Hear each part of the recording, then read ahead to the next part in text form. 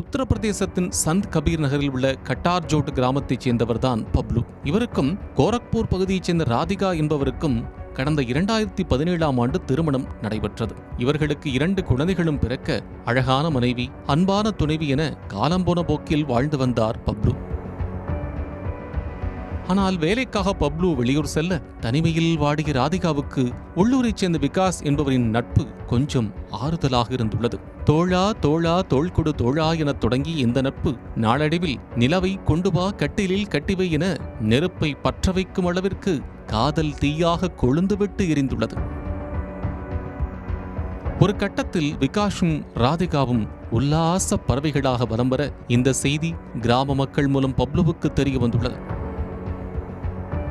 ஆரம்பத்தில் எரிமலை எப்படி பொறுக்கும் என்ற மோடில் மனைவியை வெளுத்து வாங்க நினைத்த பப்ளு பின்னர் நிதானமாக யோசித்து பார்த்துள்ளார்.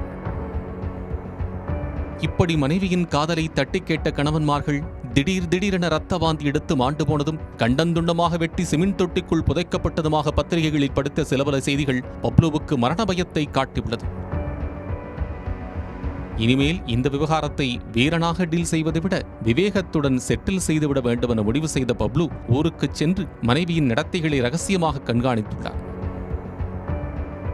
அதில் கிராம மக்கள் சொன்னது 100க்கு 100 உண்மை என்று தெரிந்ததும் அப்படியே நல்ல நாள் நட்சத்திரம் பார்த்து மனைவி ராதிகாவை அவரது காதலன் விகாஷுக்கே திருமணம் செய்துவிட்டார். அதுவும் ஊரார் முன்னிலையில் திருமணம் செய்து வைத்த பப்ளு சாட்சி கையெழுத்தும் போட்டு புதுமண தம்பதிகளோடு போட்டோ எடுத்து அட்சதை போட்டு வாழ்த்தி வழி அனுப்பி வைத்துள்ளார்.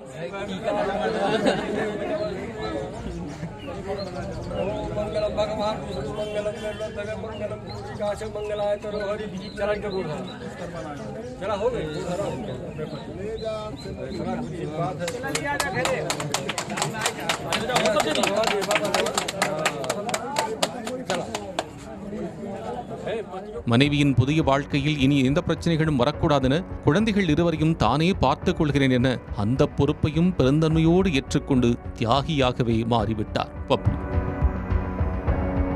இதுகுறித்து ஊடகங்களிடம் பேசிய பப்ளு ஒருவேளை இந்த விவகாரம் பற்றி மனைவியிடம் கேட்டால் காதலனுடன் சேர்ந்து தன்னை கொலை செய்து விடுவாரோ என பயந்து அவர்களுக்கு திருமணம் செய்து வைத்ததாக கூறியுள்ளார். இதுபோன்ற விவகாரங்களில் சமீபத்தில் நடந்த சில கொலைகளை செய்திகளில் படித்ததாகவும் அதன் பின்னர்தான் இப்படி முடிவெடுத்ததாகவும் பப்ளு கூறியிருக்கிறார்.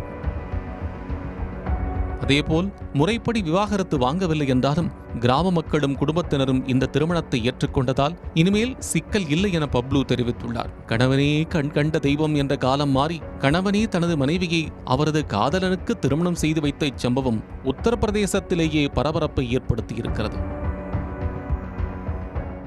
மற்றும் தமிழ்நாடு மின்சார வாரியம் இணைந்து வழங்கும் சிக்கனமும் பாதுகாப்பும் யூஸ்ஃபுல் டிப்ஸ், மின் நுகர்வோர் சேவை மையம், மின் கட்டணம் தொடர்பான சந்தேகங்கள், இலவச மின் இணைப்பு குறித்த தகவல்கள், பழுதடைந்த மின் கம்பங்கள் அல்லது பில்லர் பாக்ஸ் குறித்த தகவல் தர, மின் இணைப்பு பெயர் மாற்றம் குறித்த சந்தேகம், இவை அனைத்திற்கும் 9497 என்ற எண்ணை தொடர்பு கொள்ளவும்.